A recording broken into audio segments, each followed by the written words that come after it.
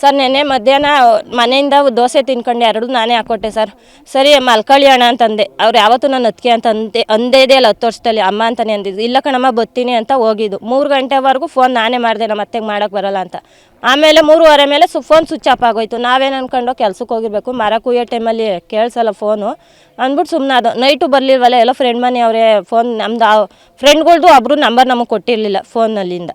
ಸರಿ ಅಂತ ನಾವು ಸುಮ್ಮನೆ ಅದು. ಬೆಳಗ್ಗೆ ನಾವು ದೇವಸ್ಥಾನಕ್ಕೆ ಅಂತ ಹೊರಟಿದ್ವಿ, ನಮಗೆ ಗೊತ್ತಿಲ್ಲ.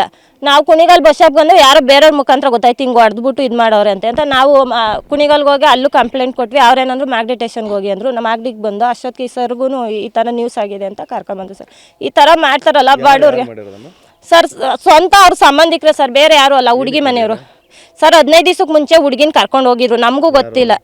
ಅತ್ತೆ ಮಗಳನ್ನ ಇವರು ನಮ್ಮ ಮೈದ ಚೆಲ್ವಪ್ಪ ಅಂತ 15 ದಿವಸದ ಮುಂಚೆ ಕರ್ಕೊಂಡು ಹೋಗಿದ್ರು ಆ ಹುಡುಗಿನ. ನಮಗೂ ಗೊತ್ತಿಲ್ಲ. ನಮಗೂ 3 ಇಷ್ಟಪಟ್ಟೆ ಇಬ್ರು ಹೋಗಿದ್ರು. 3 ಗಂಟೆಲಿ ಆ ಹುಡುಗಿ ಫೋನ್ ಮಾಡಿದ್ಲಂತೆ ನಮ್ಮನೆಯವ್ರಿಗೆ. ನಮ್ಮನೆಯವರು ಏನು ಬೈದ್ಬಿಟ್ಟವ್ರೆ, ನಿಮ್ಗೆ ಜ್ಞಾನ ಇಲ್ವಾ ಮಾವ ಹಿಂಗೆ ಹೋಯ್ತಾ ಇದೀವಿ ಅನ್ನಕ್ಕೆ ನಮ್ಮನೆಯವ್ರು ಬೈದ್ಬಿಟ್ಟವ್ರೆ. ನಿಂಗೇನು ಜ್ಞಾನ ಇಲ್ವೇನಮ್ಮ, ನಿನಗೂ ಗೊತ್ತಾಗಲ್ವ ಅಂತ ಬೈದಿದ್ದಕ್ಕೆ ಫೋನ್ ಸ್ವಿಚ್ ಆಫ್.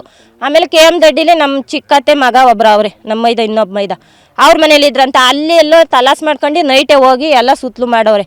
ಆಮೇಲೆ ಅಧ್ಯಕ್ಷರು ಮನೆಗೆ ಹೋಗೋರು KM ದೊಡ್ಡಿಲಿ. ಅವರು ಏನು ಹೇಳೋರೆ, ಹುಡುಗಿ ಏನಾರು ಒಪ್ಕೊಂಡ್ರೆ ಮದುವೆ ಮಾಡ್ತೀನಿ, ಇಲ್ಲ ಅಂದರೆ ಅವ್ನಿಗೆ 2 ಡೇಟ್ ಕೊಡ್ದು ನಿಮ್ಮ ಜೊತೆ ಕಳಿಸ್ತೀನಿ ಅಂತ ಹೇಳೋರು ಅವ್ರಿಗೆ. ಇವ್ರು ಹೋಗಿದ್ರಂತೆ. ಸರಿ ಇವ್ರು ಏನು ಮಾಡೋರೆ, 2 ನಿಮಿಷ ಮಾತಾಡ್ತೀನಿ, ಜಾಸ್ತಿ ಮಾತಾಡೋಲ್ಲ ಅಂದ್ಬಿಟ್ಟು ಆಚೆ ಕಾರಲ್ಲಿ ಕರ್ಕೊಂಬಂದವ್ರಿ.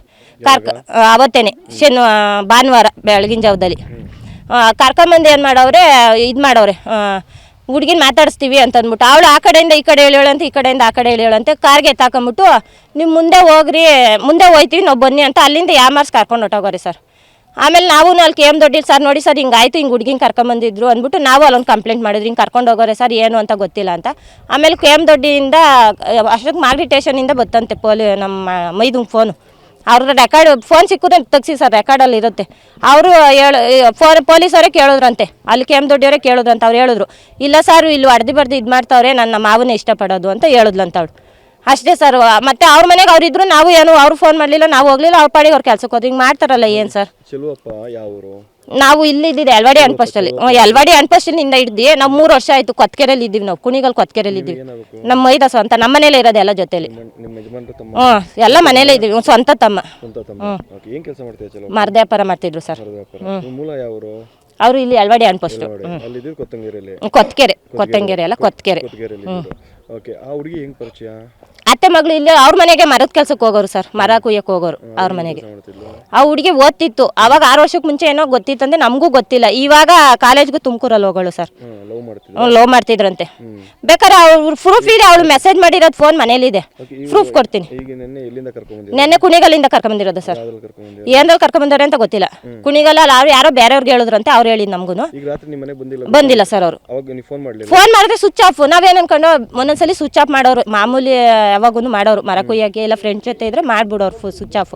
ಬರ್ತಾರೆ ಅಂತ ನಾವು ಬೆಳಗ್ಗೆ 8 ಗಂಟೆ ಕಾಯ್ದಿದ್ದೀವಿ ಸರ್. ನಾವು ಬೆಳಗ್ಗೆ ಯಾರು ಬೇರೆಯವ್ರು ಹೇಳಿದ್ರಂತೆ, ನಮ್ಮ ಇವ್ರಿಗೆ, ನಮ್ಮ ನಾದ್ನಿಗೆ ಹೇಳೋರೆ, ಅವ್ರ ಮುಖಾಂತರ ನಮಗೆ ಗೊತ್ತಾಯ್ತು ಸರ್.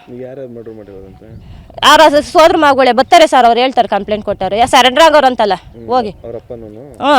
ಸರೆಂಡರ್ ಆಗೋರಲ್ಲ, ನಾವು ಹೆಸರು ಹೇಳಕ್ ಹೋಗಲ್ಲ, ಸರೆಂಡರ್ ಆಗೋರೆ. ನಾವ್ ಹೇಳೋದು ಸಂಬಂಧನೇ ಸರ್, ಬೇರೆ ಯಾರು ಅಲ್ಲ. ಆದ್ರೂ ಮಾವ ದೊಡ್ಡಮ್ಮನ ಮಕ್ಳು ಹಿಂಗ್ ಮಾಡಿದ್ರೆ ನಮ್ಗೆ ಸಂಬಂಧಕ್ಕೆ ಏನ್ ಬೆಲೆ ಬತ್ತು ಸರ್. ಆ ಹುಡುಗಿನೂ ನಾನು ಇವ್ರನ್ನೇ ಆಯ್ತೀನಿ ಅಂತ ಪಟ್ಟ ಕೂತಿದ್ಲಂತೆ. ಈಗ ಹೇಳೋದು ಸರ್ ನಾನು, ಈಗ ಇಲ್ಲ ಮನೇಲಿ ದೊಡ್ಡವ್ರವ್ರೆ, ಕರ್ದಿ ಅವ್ರನ್ನ ಮಾತಾಡ್ಸ್ಬೇಕು ಸರ್ ತಾನೆ ಸರ್. ಹಿಂಗೆ ಮಾಡಿಬಿಟ್ರೆ ಅವ್ರು ಹೋಗಿರೋ ಪ್ರಾಣ ನಮ್ಗೆ ಸಿಗುತ್ತಾ ಸರ್. ನಮ್ಮ ಅತ್ತೆಗೆ ಈಗ 3 ವರ್ಷ ಆಯ್ತು ಅಷ್ಟೇ ಸರ್. ಇನ್ನೊಂದು ಮಗ ತೀರೋಗಿ, ನಮ್ಮ ಮೈದ ತೀರೋಗಿ ಚಿಕ್ಕೋನು. ಅವ್ರು ಇನ್ನೂ ಹೀಗೆ ಚೇತರಿಸ್ಕೊತಾರೆ. ಎಲ್ಲೋ ಕೂಲಿ ಮಾಡ್ಕೊಂಡು ಊರಿಂದ ಊರಿಗೆ ಹೋದ್ರೆ ಹಿಂಗೆ ಬಿಡಲ್ವಲ್ಲ ಸರ್ ಬಡವ್ರನ್ನೇ. ಈಗ ನನ್ನ ಗಂಡಂಗೆ ಏನು ಗ್ಯಾರಂಟಿ ಅಂತ ಹೇಳಿ ಸರ್. ನಾವು ಇವರಿಂದ ಇರೋರಿಗೆ ನಮ್ಮ ಯಜಮಾನ್ರು ಒಬ್ಬರೇ. ನನಗೆ ನನ್ನ ಮಕ್ಳಿಗೆ ನಮ್ಮ ಅತ್ತೆಗೆಲ್ಲ ಏನು ಗ್ಯಾರಂಟಿ, ಯಾರು ಗ್ಯಾರಂಟಿ ಕೊಡ್ತಾರೆ, ಏನು ಮಾಡಲ್ಲ ಬಂದಿವ್ರ ಮನೆಗೆ ಅಂತ ಯಾರ ಮೇಲೆ ನಾವು ನಂಬಿಕೆ ಇಕ್ಕಾನ ಹೇಳಿ ಸರ್. ಈಗ ನಮ್ಮ ಯಜಮಾನ್ರು ಕೆಲ್ಸಕ್ಕೆ ಹೋಯ್ತಾರೆ, ನಾವು ಅವ್ರು ಕೂಲಿ ಕೆಲ್ಸಕ್ಕೆ ಹೋದ್ರೆ ಮನೇಲಿ ಇಲ್ಲ ನಡೆಯಲ್ಲ ಜೀವನ. ಕೂಲಿ ಕೆಲ್ಸಕ್ಕೆ ಹೋಯ್ತಾರೆ. ಈಗ ನಾಳೆ ದಿನ ಅವ್ರಿಗೂ ಏನು ಮಾಡಲ್ಲ ಅಂತ ಏನು ಗ್ಯಾರಂಟಿ ಸರ್. ನಾನು